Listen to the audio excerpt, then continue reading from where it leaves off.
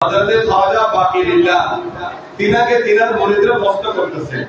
হুজুর ফানা বিল্লাহ বাকা বিল্লাহ কাকে বলে? সারা জীবন শুনলাম কোনদিন বুঝলাম না। হযরতে খাজা বাকিরিল্লাহ বলে, হে আমার মুরিদরা, এই প্রশ্নের উত্তর আমি দিব না। এই প্রশ্নের উত্তর কখন পাওয়া জানো? যেদিন আমি ইন্তেকাল করব, আমার জানাজার নামাজ যিনি পড়াবে তার থেকে প্রশ্ন করবো। হুজুর বলেছেন আপনার থেকে জানার জন্য ফানা কারে কয়, বাঁকা কারে কয়। তো আমার জানাজা যিনি পড়াবেন তিনি তোমাদেরকে এই উত্তর দিয়ে দিবেন।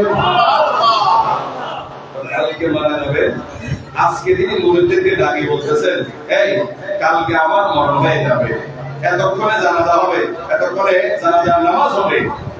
যিনি ইমামতি করবেন তিনি কে করবেন জানেন?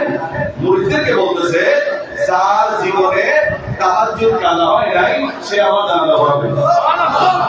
যার জীবনে কি কাজা হয় নাই সে আমার কি পড়াবে?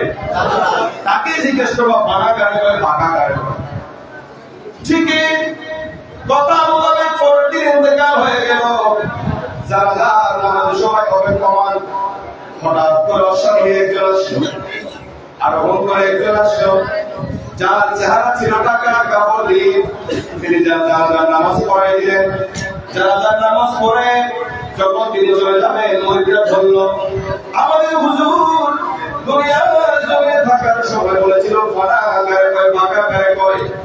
এটা নাকি উনি উত্তর দিলেন যিনি উনার জানাজার নামাজ পড়াবেন। আপনি তো জানাজার নামাজ পড়িয়েছেন, আপনাকে উত্তর দেয়া লাগবে ফানা কারে কয়, বাঁকা কারে কয়। তো তখন তিনি তার মুখে আবৃত চাদরটা যখন তুললেন, দেখা যায় ওই কাপড়ে লাশের খাটিয়ার মধ্যে যিনি জানাজাও পড়ান তিনি। আশ্চর্য হয়ে গেল মুরিদরা, হুজুর আপনি তো খাটিয়া, সেখানে আপনার জানাজা হয়েছে, আপনি এখানে কি করে? সেই জন্য আমি বলেছিলাম, খাটিয়ায় আমাকে দেখতেছ এটা হলো ফানা, এখানে আমাকে দেখতেছ এটা হলো বাঁকা। যারা ফানা এবং বাঁকা হতে পারে তারাই তরিকত তাসাউফের চর্চা করেছে মানুষের কাছে, ঠিক কি না? কিন্তু তাদের নাম করে, তাদের ভেতরে কেউ বদনামি করে, আমরা কি তাদের কবলে পড়তে চাই? তাদের কবলে আমরা যেতে চাই? তাদেরকে চেনার অন্য কোনো একটা উপায় আছে। আপনি দেখবেন যেখানে এলেমের চর্চা নাই ওই দরবার হতে পারে।